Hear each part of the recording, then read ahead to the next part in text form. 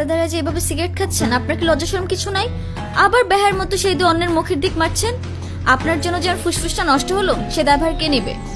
আরে আপা, এইটুক দোয়া যদি আপনার ফুসফুস নষ্ট হয় তাহলে আমার বন্ধু তো ফুসফুসই নাই।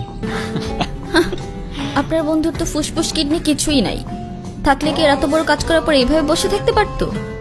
তো এখন কি করতে হবে? সরি বলেন, এটা আবার আমাকে বলে দিতে হবে?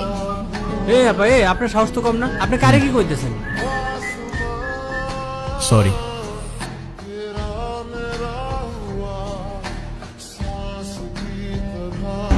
ভাইজান কি ভয় পাইছেন? না না, ভয় পাবো কেন? আর আপনার ভয় পাওয়ার কি হলো? আমি তো আপনারা চিনিই না। আচ্ছা, আপনি কই যাইবেন? চলেন না যাই, আপনারা আগাই দিয়ে আসি। ভাই, এসব ফালতু কথা বলবেন না। আর আপনার ফালতু কথা শোনার টাইম আমার নাই।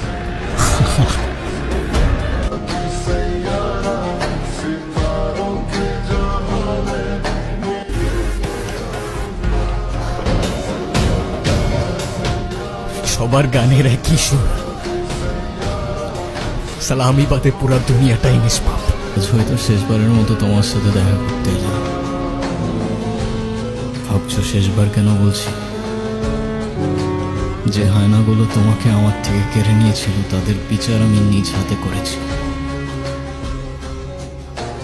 কিছুক্ষণের মধ্যেই আমায় নিতে আসবে। অন্যায়ের বিচার করতে গিয়ে যে আমি নিজেও তাদের কাতারে পড়ে গেছি।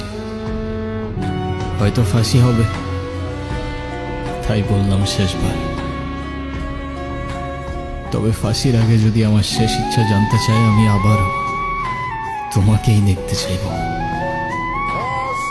তোমায় মিস করি, অনেক মিস করি।